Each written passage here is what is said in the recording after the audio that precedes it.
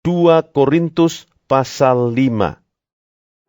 Karena kami tahu bahwa jika kemah tempat kediaman kita di bumi ini dibongkar, Allah telah menyediakan suatu tempat kediaman di sorga bagi kita, suatu tempat kediaman yang kekal, yang tidak dibuat oleh tangan manusia.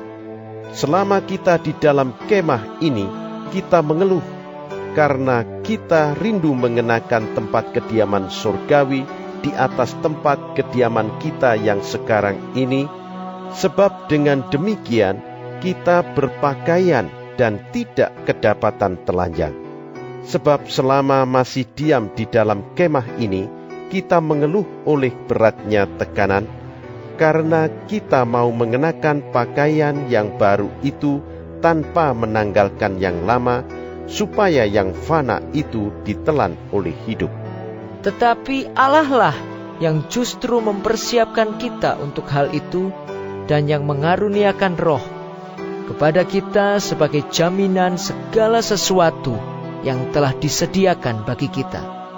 Maka oleh karena itu, hati kami senantiasa tabah, meskipun kami sadar bahwa selama kami mendiami tubuh ini, kami masih jauh dari Tuhan.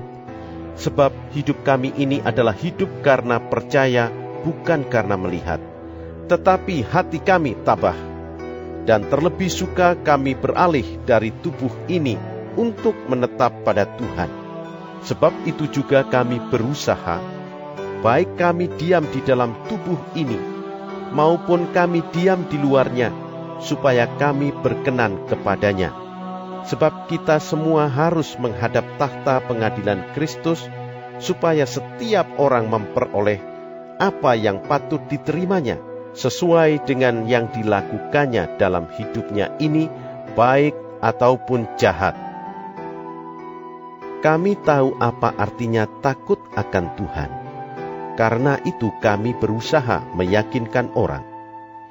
Bagi Allah, hati kami nyata dengan terang, dan aku harap hati kami nyata juga demikian bagi pertimbangan kamu.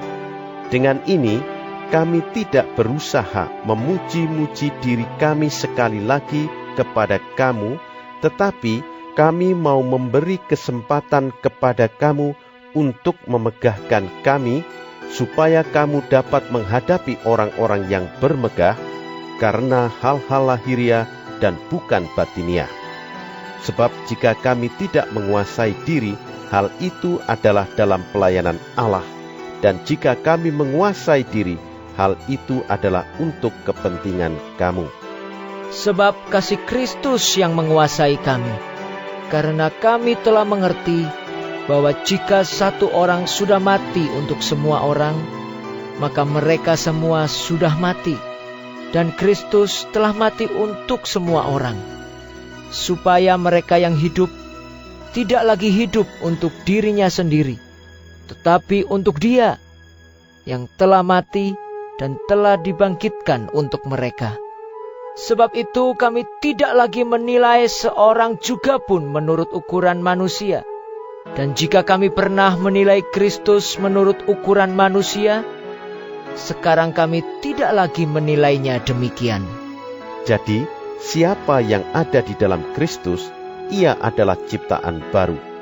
Yang lama sudah berlalu, sesungguhnya yang baru sudah datang. Dan semuanya ini dari Allah, yang dengan perantaraan Kristus telah mendamaikan kita dengan dirinya, dan yang telah mempercayakan pelayanan pendamaian itu kepada kami. Sebab Allah mendamaikan dunia dengan dirinya oleh Kristus dengan tidak memperhitungkan pelanggaran mereka. Ia telah mempercayakan berita pendamaian itu kepada kami. Jadi, kami ini adalah utusan-utusan Kristus. Seakan-akan Allah menasehati kamu dengan perantaraan kami. Dalam nama Kristus, kami meminta kepadamu, berilah dirimu didamaikan dengan Allah. Dia yang tidak mengenal dosa, telah dibuatnya menjadi dosa karena kita, supaya dalam Dia kita dibenarkan oleh Allah.